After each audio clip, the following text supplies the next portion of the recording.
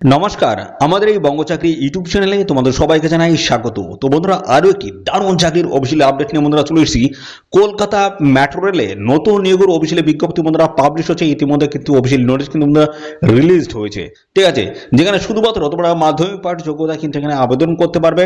আর এখানে দেখো, তোমাদের কোনো রকমের রিটেন এক্সাম কিন্তু এখানে কন্ডাক্ট হবে না, ঠিক আছে, রিটেন এক্সাম কন্ডাক্ট হবে না।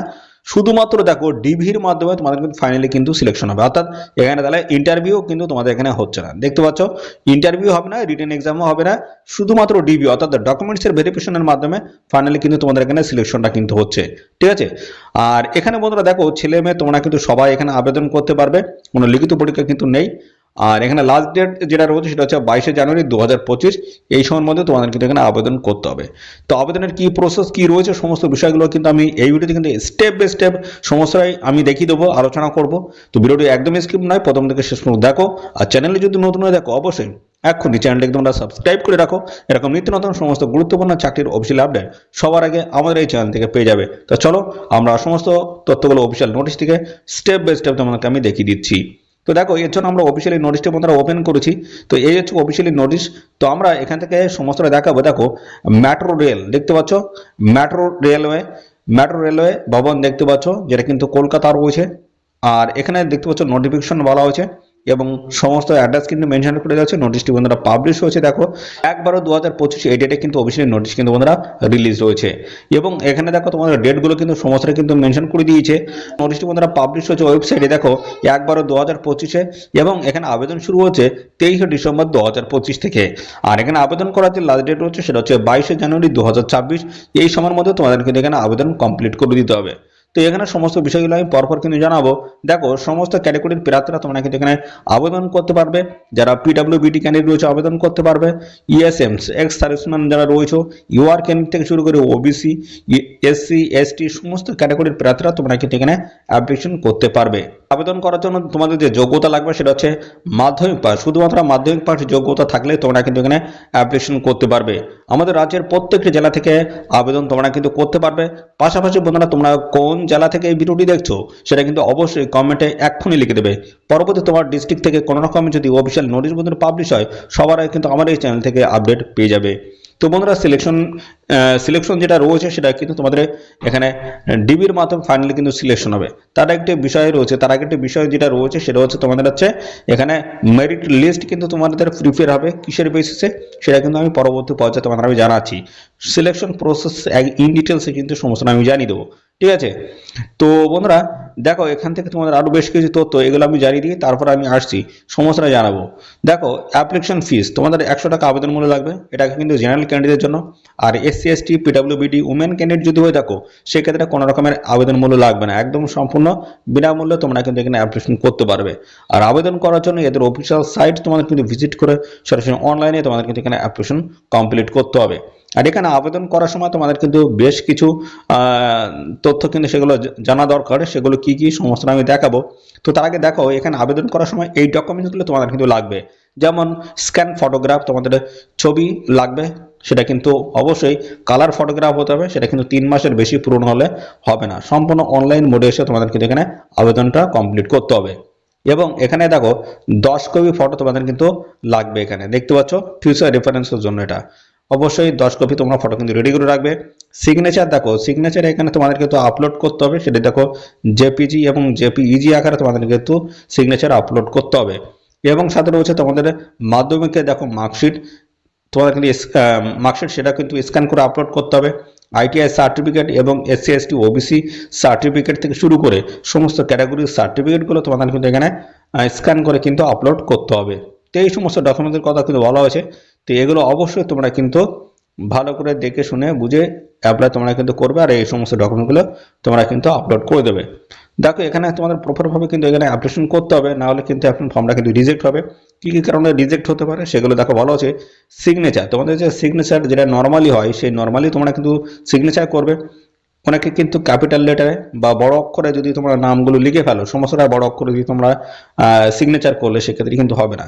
সিগনেচার প্রথমটা তোমাদের বড় হবে এবং তারপরে বাদ বাকিগুলো সমস্তটা কিন্তু ছোট হবে, ঠিক আছে। এবং পাশাপাশি দেখো এখানে তোমাদের যেটা বলছে লেফট সাম ইমপ্রেশন যেটা রয়েছে, ঠিক আছে, তোমাদের কিন্তু লেফট সাম ইমপ্রেশন সেটা কিন্তু যে জায়গাটা তোমাদের লাগানোর কথা বলছে ঠিক সেই জায়গায় মিডিলের পজিশনে তোমরা কিন্তু দিয়ে দেবে, বাইরে এদিক ওদিক চলে গেলে কিন্তু হবে না।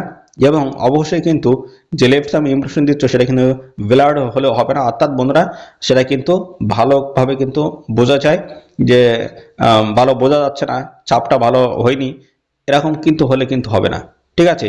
এর সাথে কাস্ট সার্টিফিকেট থেকে শুরু করে দেখতে পাচ্ছ তোমাদের কিন্তু সমস্ত ডকুমেন্টগুলো লাগবে, যেমন এডুকেশনাল কোয়ালিফিকেশন সমস্ত সার্টিফিকেট তোমাদের দিতে হচ্ছে সঠিকভাবে।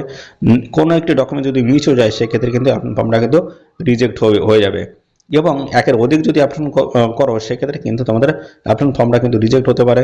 এছাড়াও তোমাদের রয়েছে দেখতে পাচ্ছ অনলাইন ছাড়া আদার্স অন্য কোনো মোডে তোমরা এখানে কিন্তু অ্যাপ্লাই করতে পারবে না, সেক্ষেত্রে কিন্তু অ্যাপ্লিকেশন ফর্মটা রিজেক্ট হতে পারে। এই সময় বিভিন্ন কারণগুলো কিন্তু এখানে বলে দেওয়া আছে। এর সাথে শেষে আরেকটি অত্যন্ত গুরুত্বপূর্ণ আপডেট রয়েছে, সেটা আমি শেষের দিকে বলবো। তার আগে আমি প্রথম দিক থেকে চলে আসি। তোমাদের যে এখানে যে নিয়োগটা হচ্ছে সেটা হচ্ছে দেখো বিভিন্ন ট্রেডের তরফ থেকে তোমাদের নিয়োগটা হচ্ছে, যেমন ফিটার রয়েছে, ইলেকট্রিশিয়ান রয়েছে, মেশিনিস্ট রয়েছে, ওয়েল্ডার, এই সমস্ত নানান ধরনের ট্রেডের তরফ থেকে নিয়োগ করা হচ্ছে। এবং এখানে দেখো ক্যাটাগরি ওয়াইজ সমস্ত শূন্যপদগুলো কিন্তু ডিভাইডেড করে দেওয়া হচ্ছে। এর পরবর্তী পর্যায়ে দেখো তোমাদের বয়স এখানে বলছে বয়স মিনিমাম কিন্তু 15 বছর লাগবে, আর ম্যাক্সিমাম কিন্তু 24। তো 15 থেকে 24-এর মধ্যে যদি বয়স হয়ে থাকে সেক্ষেত্রে অ্যাপ্লাই করতে পারবে। এসসি এবং পাশাপাশি এসটি ক্যান্ডিডেট যদি হয়ে থাকে বয়সে 5 বছর ছাড় রয়েছে। ওবিসি ক্যান্ডিডেট যদি হয়ে থাকে সেক্ষেত্রে কিন্তু বয়সে 3 বছর ছাড় রয়েছে। তো সেই হিসেবে তোমরা কিন্তু 15 থেকে 24 প্লাস, অর্থাৎ তাহলে 24+5 যদি হয় এসএসটি ক্যান্ডিডেটের সেক্ষেত্রে 29 বছর বয়স পর্যন্ত অ্যাপ্লাই করতে পারবে। ওবিসি ক্যান্ডিডেট 15 থেকে তোমরা কিন্তু 27 বছর বয়স পর্যন্ত অ্যাপ্লাই করতে পারবে। ওকে, সমস্ত সংশ্লিষ্ট শ্রেণীর প্রার্থীরা তোমরা কিন্তু বয়সের ছাড় কিন্তু এখানে পেয়ে যাবে। ওকে, এর সাথে আর কি তথ্য রয়েছে সমস্যাটাই জানাবো। দেখো শিক্ষাগত যোগ্যতা আমি একদম ক্লিয়ার করে দিচ্ছি।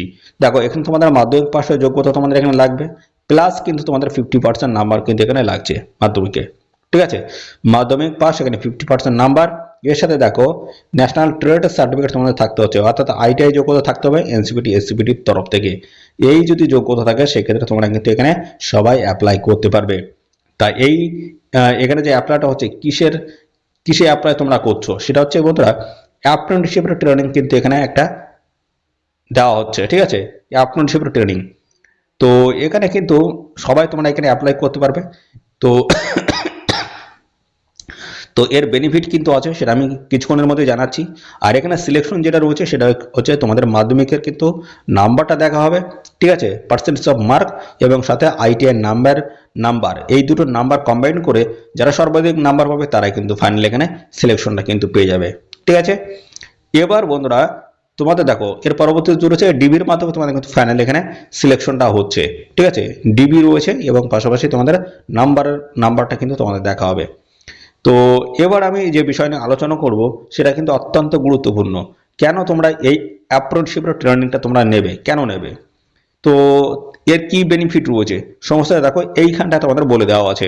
এই যে অফিসিয়াল নোটিশ, এই নোটিশে কিন্তু বলে দেওয়া রয়েছে। দেখো এখানে তোমাদের কিন্তু গ্রুপ ডিতে কিন্তু নিয়োগটা চলছে, এখন নিয়োগটা হচ্ছে, ঠিক আছে, পরীক্ষার সামনে রয়েছে। এই গ্রুপ ডিতে দেখো এখানে লেভেল 1-এর কিন্তু স্যালারি থাকে। তো এই গ্রুপ ডিতে তোমরা কিন্তু ভালো একটা বেনিফিট পাবে। তো দেখো এখানে একদম পরিষ্কারভাবে কিন্তু বলে দেওয়া আছে, দেখো 20% সিট কিন্তু তোমাদের জন্য সংরক্ষিত থাকবে যারা এই অ্যাপ্রেন্টিসশিপের ট্রেনিং যারা নেবে। তো এই অ্যাপ্রেন্টিসশিপের ট্রেনিং যারা নেওয়া হয়ে গেলে তারা কিন্তু এই গ্রুপ ডির মধ্যে একটা কিন্তু সিসিএএ একটা কিন্তু কোটা থাকে, সেই কোটার মধ্যে কিন্তু নথিভুক্ত হয়ে যাবে, ঠিক আছে।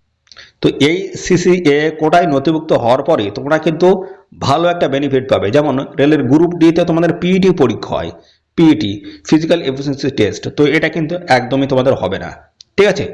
আর এবার এই অ্যাপ্রেন্টিসশিপ ট্রেনিং এর সার্টিফিকেট যদি থাকে তাহলে সেই ক্ষেত্রে তোমার কিন্তু বন্ধুরা পার্সেন্টেজ অফ মার্ক খুবই কিন্তু কম নামে, কাট অফ কিন্তু খুবই কম যায়। যেমন এখানে মনে করো 32 থেকে শুরু করে বন্ধুরা 33, 35, মোটামুটি কম বেশি 40-এর নিচে তোমাদের কিন্তু কাট অফ থাকে।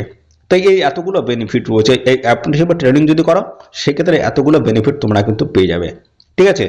তো যারা ফ্রেশার তাদের কিন্তু পার্সেন্টেজ অফ মার্ক কিন্তু অনেক থাকে, ঠিক আছে। তো ফ্রেশার এবং যারা অ্যাপ্রেন্টিসশিপ ট্রেনিং যারা নিচ্ছে তাদের মধ্যে কিছু তো পার্থক্য অবশ্যই আছে। আর দেখো রেলের তরফ থেকে কিন্তু এই কথাটা কিন্তু একদম পরিষ্কার এই নোটিশে কিন্তু বলে দিয়েছে, দেখতে পাচ্ছ সিট কিন্তু সংরক্ষিত থাকবে, দেখতে পাচ্ছ সিট তোমাদের জন্য। যারা এই অ্যাপ্রেন্টিসশিপের ট্রেনিং নেবে তারা কিন্তু CCAA কোটার মধ্যে নথিভুক্ত হয়ে যাবে। তারাই কিন্তু এই পরবর্তী যে রেলের গ্রুপ ডি আসবে সেখানে যখন অ্যাপ্লাই করবে তোমরা কিন্তু বেনিফিট কিন্তু দেখতে পাবে। এই হচ্ছে তোমাদের অত্যন্ত গুরুত্বপূর্ণ একটা আপডেট। তো এই অ্যাপ্রেন্টিসশিপ ট্রেনিং একদম খালি খালি কিন্তু করায় না, ঠিক আছে। এর বেনিফিট কিন্তু অবশ্যই তোমরা পাবে, 1 বছরের ট্রেনিং। আর এই ট্রেনিং এর সাথে সাথে স্টাইপেন্ডও তোমরা কিন্তু প্রত্যেক মাসে মাসে পেয়ে যাবে। তো 15,000 টাকা করে তোমরা কিন্তু স্টাইপেন্ড একটা এখানে কিন্তু পেয়ে যাবে, ঠিক আছে। তো এই হচ্ছে গুরুত্বপূর্ণ আপডেট বন্ধুরা। তো এখানে অবশ্যই তোমরা এই 22 জানুয়ারি 2026 এই সংক্রান্ত অবশ্যই এখানে অ্যাপ্লাই করে দেবে, ঠিক আছে। তো এই নিয়োগ সংক্রান্ত বন্ধুরা আর কোনো তথ্য যদি তোমরা জানতে এখানে ইচ্ছুক হও অবশ্যই তার জন্য তোমাদের কমেন্ট করতে হবে। সাথে সাথে বন্ধুরা অবশ্যই ভিডিওতে একটি লাইক ও শেয়ার করে দেবে। আর চ্যানেলে যদি নতুন না থাকো অবশ্যই এক্ষুনি চ্যানেলটিকে তোমরা সাবস্ক্রাইব করে রাখো। এরকম নিত্য নতুন সমস্ত গুরুত্বপূর্ণ চাকরির অফিসিয়াল আপডেট সবার আগে আমার এই চ্যানেল থেকে পেয়ে যাবে। তো আজকের এই ভিডিওটি এই পর্যন্ত, পরবর্তী আরও একটি নতুন ভিডিওতে তোমার সাথে দেখা হবে। ধন্যবাদ।